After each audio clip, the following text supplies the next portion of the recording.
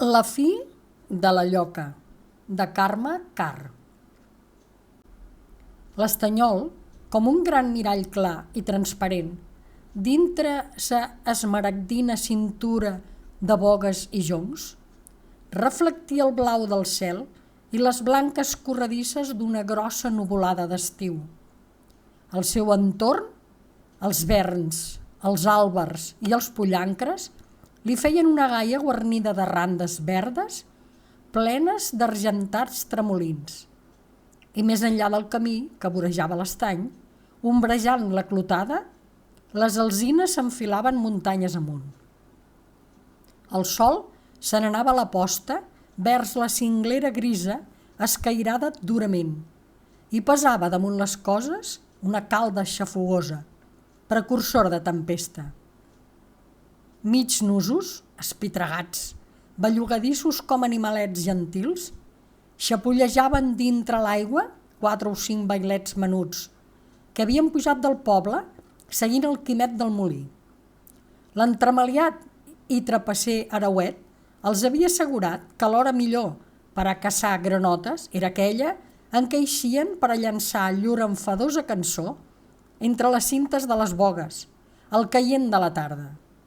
I allí, a l'estanyol, s'havien aplegat. La coloma, mitja geçada vora l'aigua, sobre l'herba fresca del marge sembrat de margarides i vidauves, al través dels rebrolls dels verns, els mirava encisada en aquells angelons de carns brunes i sanitoses, quals riures sonaven per la clotada com cants de cardines i passarells. Aquella sorollosa alegria de la cacera que els feia estar delitosos i excitats, escalfava les sangs a la pobra malalta. Se'n sentia el ressò dintre el seu cor isolat i fins en el fons de ses entranyes infecundes i eternalment famolenques de maternals tendreses. Un tro llunyà, ferèstec, imponent, s'ha posat rodolar de sobte per tota la muntanya i de seguida s'obrí una de les finestres del molí que queia sobre l'estany. En ella hi aparegué la molinera, el pit tot descotxat, amb l'infantó que lletaven els braços i sa veu forta, jove i fresca, s'extengué vibrant sobre l'aigua. «Ah, murris, més que murris, que teniu ganes de negar-vos? Fora de l'aigua de seguida, si no voleu que baixi i us estufi. Mal viatge a la canalla i les granotes del dimoni. Quan ho dic jo que algun dia tindrem una desgràcia. Vosaltres cap al poble, i sense atorbar-vos, si no voleu que us arreplegui l'aiguat. I que no us torni a veure rodar pels vols de la bassa, vailets del diable. I tu, Quimet, a dintre corrents, si no vols que cridi el pare». El parlament enèrgic de la molinera motivà una desbandada general. I cames i cuixes, regalant aigua, la quitxalla s'esmunyí per les margenades, riera avall, fent via cap al poble. En Quimet romangué encara una estoneta tot esparverat, tirant-se avall de les cames les calcetes arrugades. Després, mig amagat, darrere les brutades novelles dels pollancres, començà a gratar-se el caparró, com dubtant de lo que li convenia fer, fins als ulls en la finestra, on romania encara sa mare, l'infantó al pit. Un altre tro, més intens, davallar solemnialment dels cims de les cingleres, resseguint les comes, i, aleshores, resolt i esporuguit, el menut, recollint d'entre l'herba 2 granotes que espaternegaven, lligades les potes per un cordillet a una pedra, se n'anà de pressa, costejant la margenada, quedant engolit aviat dintre la fosca del porxo. Mentrestant, la coloma restava com adormida, extàtica, en la ribera, els ulls melangiosos i enterbolits clavats en aquella finestra, ara tancada i buida, on li semblava veure encara palpitar una esplendorosa visió de maternitat. I es posà a fer memòria dels seus desitjos folls, de ses ànsies i afanys, de ses fallides esperances, de sa passió pels infantons en els primers temps del seu maridatge, a llavors que es menjava a petons els menuts que s'esqueien a son pas.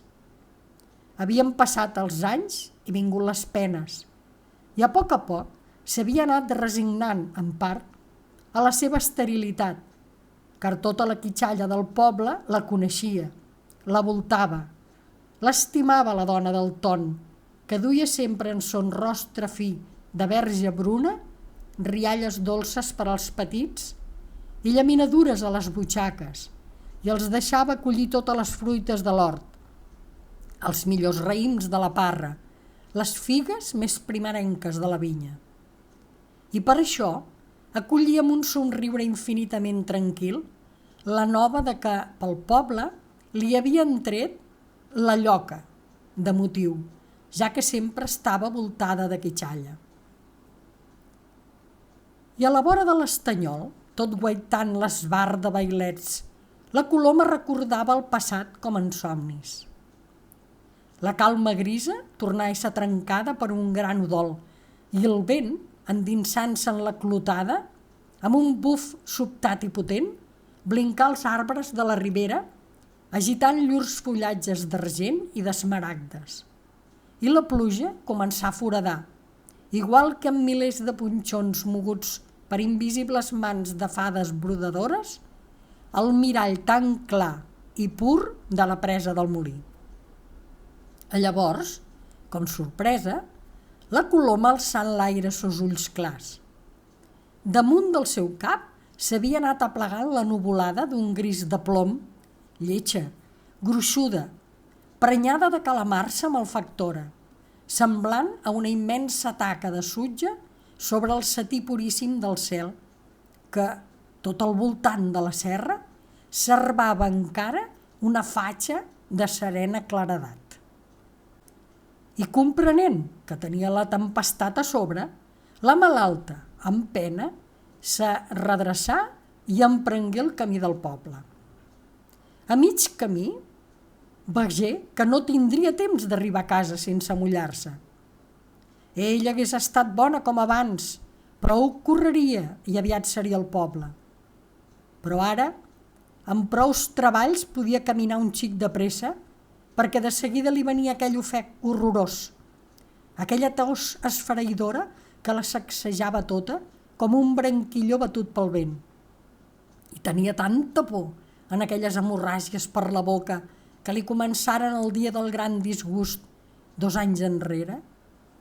Oh, com havia patit la coloma des d'aquell vespre que, creient en Ton al bosc, la Malena li digué que era a passar-lo a Cala Rúbia i tornar a turmentar-la la visió de la desvergonyida estanquera, d'aquella forastera vinguda un dia al poble, Déu sap d'on, que es deia casada amb un sergent i que havia fet malviure tants matrimonis i perdre's tants homes amb les seves blanques carns, els seus cabells rojos i els seus ulls de color violeta. I ara, li havia dit la Malena, està d'aixonses, saps? I com que el teu home hi és tot el dia, hem de pensar que... Me creia que ja ho sabies. Què havia de saber ella? I tot el poble en anava ple d'allò. La malaurada coloma va estar a punt de morir-se de gelosia i de vergonya. És a dir, que la mala dona anava a ésser mare i en canvi ella, l'esposa, sempre infecunda, sempre estèril.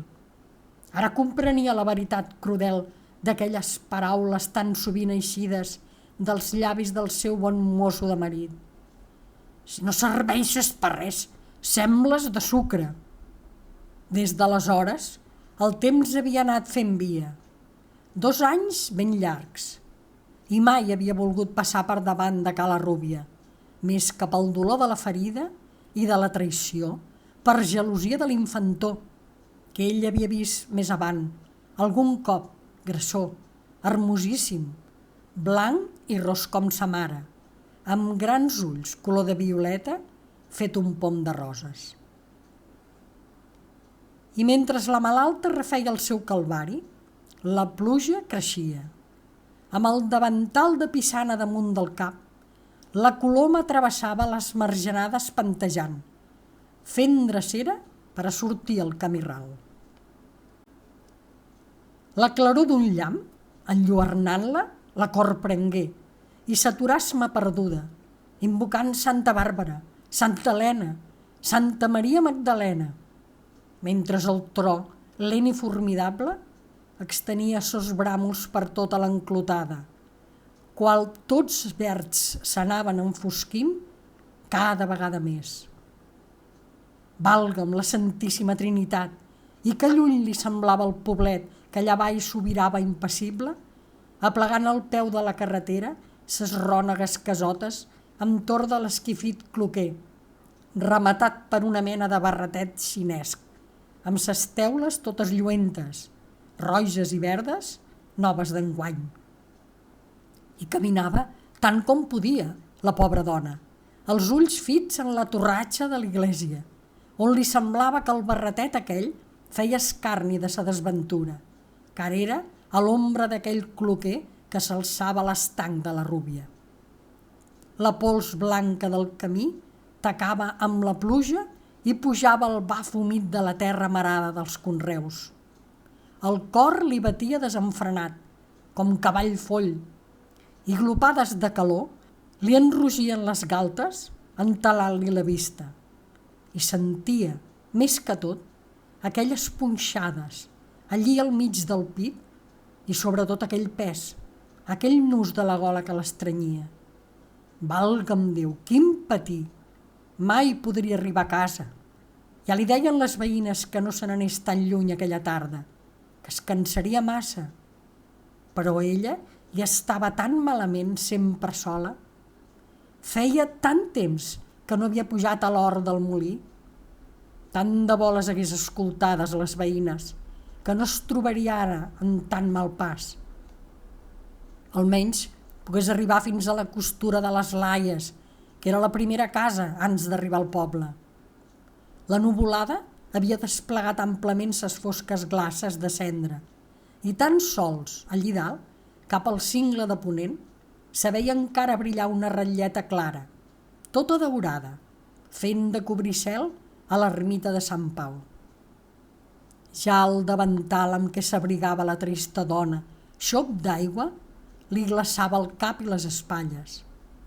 Al travessar la petita roreda, sentí la cridadissa esbojarrada dels aucells esporuïts, barrejant-se amb la fressa dels xaragalls que s'apressaven en cursa folla vers la riera que allà baix grondava. Quants cops tingué d'aturar-se pel camí sota aquell aiguat ferèstec, el cos pantejant i tremolós de febre, regalant-li els dolls freds d'esquena avall, fins per dintre de les mitges, al llarg de les cames. Esma perduda, com embriaga, cega, anant d'ací d'allà com una nau joguina de les onades, arribar fins a la primera casa, llunyant encara del poble unes 200 passes. Pel portal mig tancat ne sortia una remor com d'un rusc ple d'abelles o de gaviada d'ocells. Una jaia treia el cap al de fora tot senyant-se. En aquell moment, la coloma, ja retuda, queia com una massa en el llindar, de primer agenollada i després de cap a terra. «Jesús, Déu meu!», cridà espantada la velleta. «Què és això? Què et passa? Què tens? A on vas amb aquest temps, santa cristiana?» Provà d'alçar la coloma, però ses forces l'enganyaren. L'esglai, la por de que aquella dona fos morta, la tingueren un instant muda. Més, ajupint-se sobre el cos immòbil, sentia el panteig del pit i el roncar de la gola. La vella tornà a cridar, girant-se vers el dintre de la casa. «Ave Maria Puríssima! Laia, Laia! Corre, cuita, vine a ajudar-me!» Tremolant com una fulla, s'acostà una altra jaia, el rostre trasmudat. No digué un mot, però traient forces de flaquesa, ajudà sa germana i ambdues, agafant la coloma a pes de braços, l'entraren cap a dins de la costura. Allí La segueren en una cadira baixa, acostada a la paret, amb el cap apoyat en un coixí, amb funda de pissana blava que una de les velles tragué d'una cambra propera. «Porta vinagre, Laia, cuita, porta vinagre. Cal retornar aquesta pobra xicota, si no se'ns quedarà entre els dits. Si ja sembla afinada. Ai, reina pura!»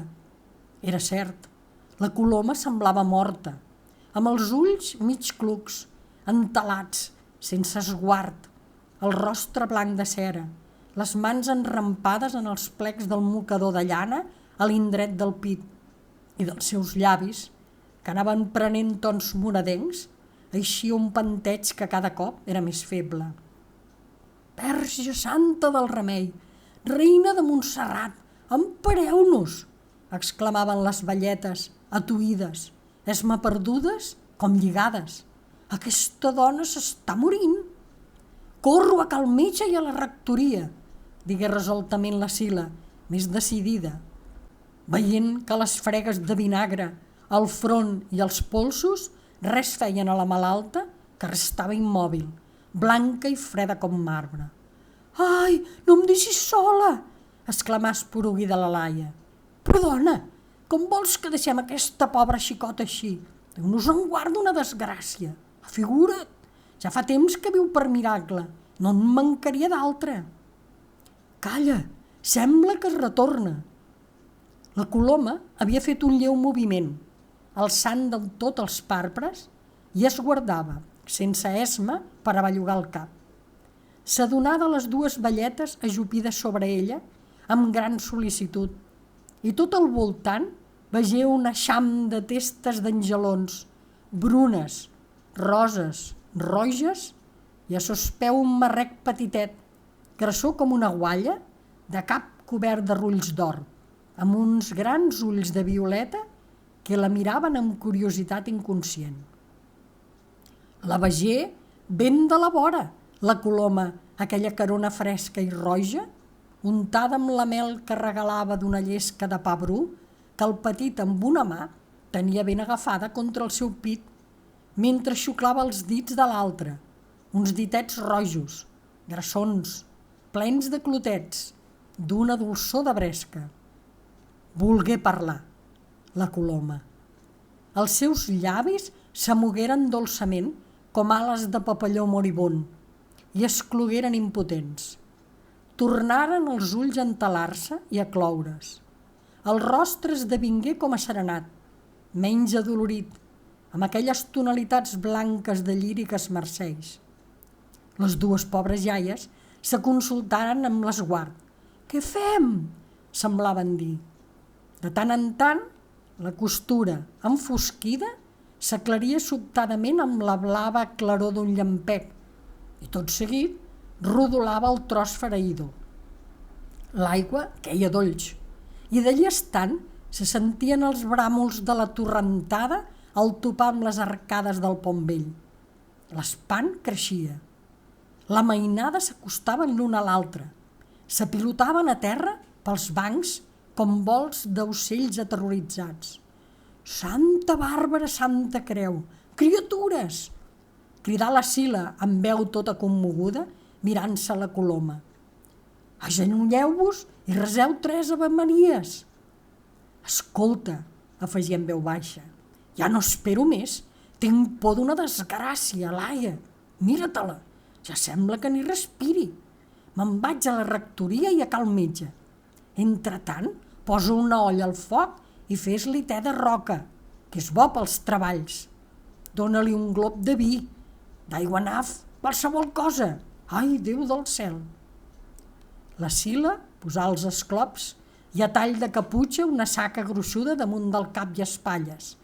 S'arremengà la roba i eixia fora. L'oratge batia de ple, feia feresa. Quan la Sila obrí la porta tingué de recular. El vent, amb un gran doll d'aigua, entrà en la costura i la mainada, cada cop més esporuguida, s'ha posat a xisclar. Però la valenta jaia senyà invocant la Santíssima Trinitat i decidida de ballar la carretera, deixant enrere el violent piular d'esfereïment dels petitets. Calleu, criatures! Digué la Laia tremolant al tancar la porta.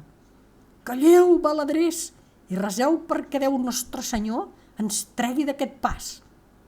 Apa, Déu salvi Maria, plena sou de...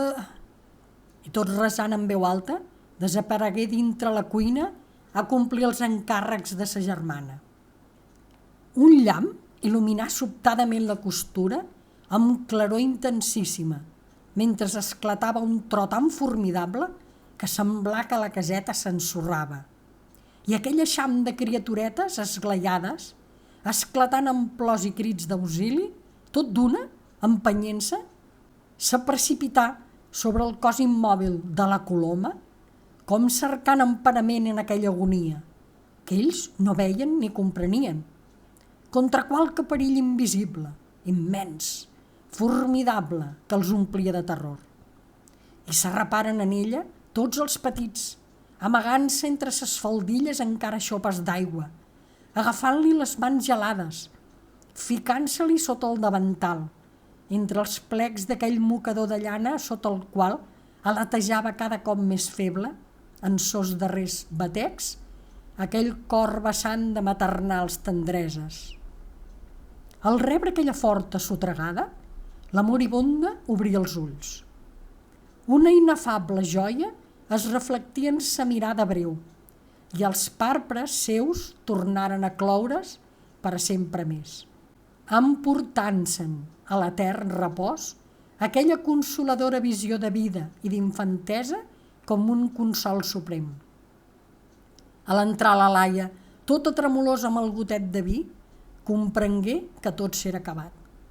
Amb el cor estret per angoixa immensa, volgué allunyar aquelles criatures que cercaven ressò i emparament en un cadàver i li fou impossible aconseguir-ho.